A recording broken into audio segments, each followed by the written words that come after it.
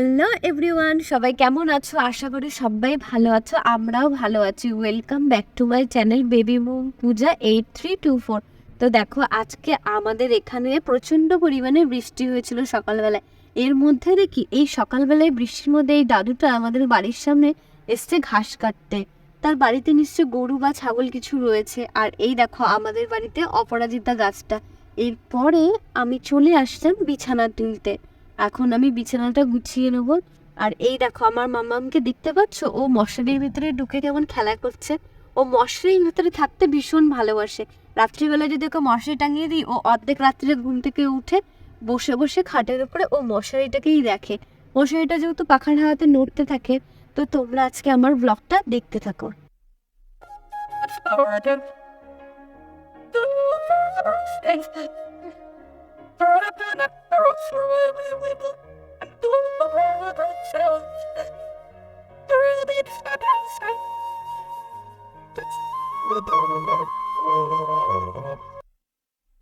দেখো, এরপর আমি মাম্মামকে মশারির ভেতর থেকে কোলে তুলে নিলাম, কারণ এখন আমি মশারিটা খুলে নেব।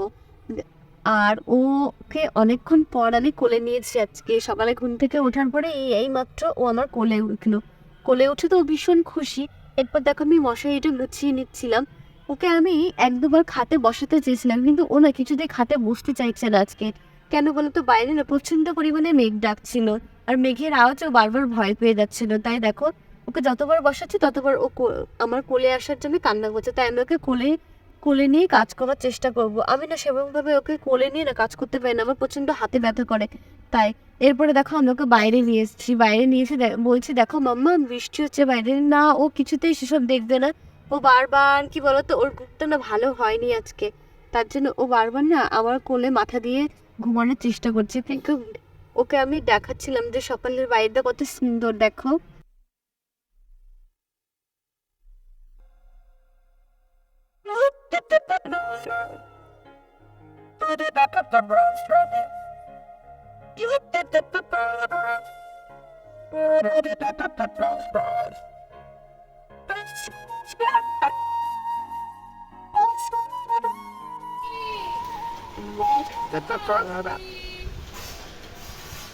এরপরে আমার বড় কাকিমা ওকে জানলা দিয়ে ডাকছিল। তাই দেখো, ও তার দিকে তাকিয়ে কেমন হাসছিল।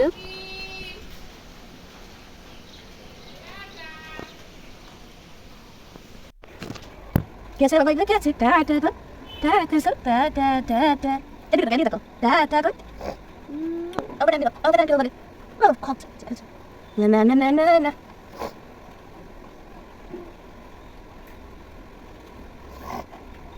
এই যে বাইরের দিকে তাকিয়ে রয়েছে।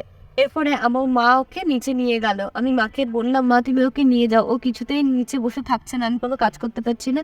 তাই মা ওকে নিয়ে যাওয়াতেই আমি এখন ঘরগুলো গুছিয়ে নিচ্ছি, বিছানাপত্রগুলো। কারণ আজকে আগেই বললাম তোমাদেরকে, অনেকটা বেলা হয়ে গেছে, উঠতে প্রায় 8টা সাড়ে 8টা বাজে। মাম্মামকে খাওয়াতে হবে নিচে গিয়ে। তাই আমি বিছানাপত্র গুছিয়ে নিয়ে এরই মাঝখানে মা আমাকে বলে গেল যে এই জামা কাপড়গুলো যেন আমি মেলে দিই। যেহেতু বাইরে বৃষ্টি হচ্ছে, সকাল সকাল জামা কাপড়গুলো মেলে দিলে যদি একটু কিছু শুকিয়ে যায়, তার জন্য আমি এগুলো মেলে নিলাম। তো তোমরা আমার ব্লগটা কন্টিনিউ দেখতে।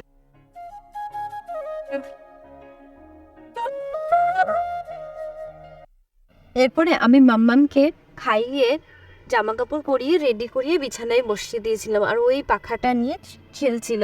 ও পাখা দিয়ে হাওয়া করতে শিখে গেছে এখন, জানো তো।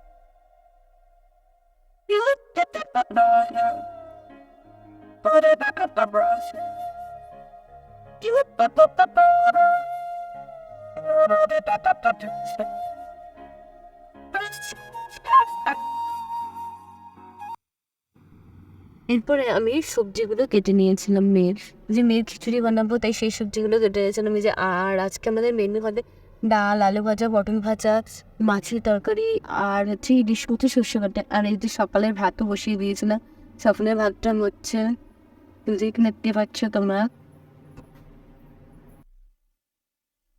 এরপর এসে দেখি আমার মা আমাদের জন্য ভাতও বসিয়ে দিয়েছে হাঁড়িতে, আর ভাতটা ফুটতে শুরু করে দিয়েছে। আর এই যে মামামের মাছও কাটা হয়ে গেছে, এদিকে ডাল সিদ্ধ বসিয়ে দিয়েছে। আর এই যে আমাদের ইলিশ মাছ, যেটা কিনা আজকে হবে ভাপা। আমি মাকে বলেছি কাঁচা ইলিশ ভাপা করবে, আমার ভীষণ ভালো লাগে কাঁচা ইলিশ ভাপাটা খেতে।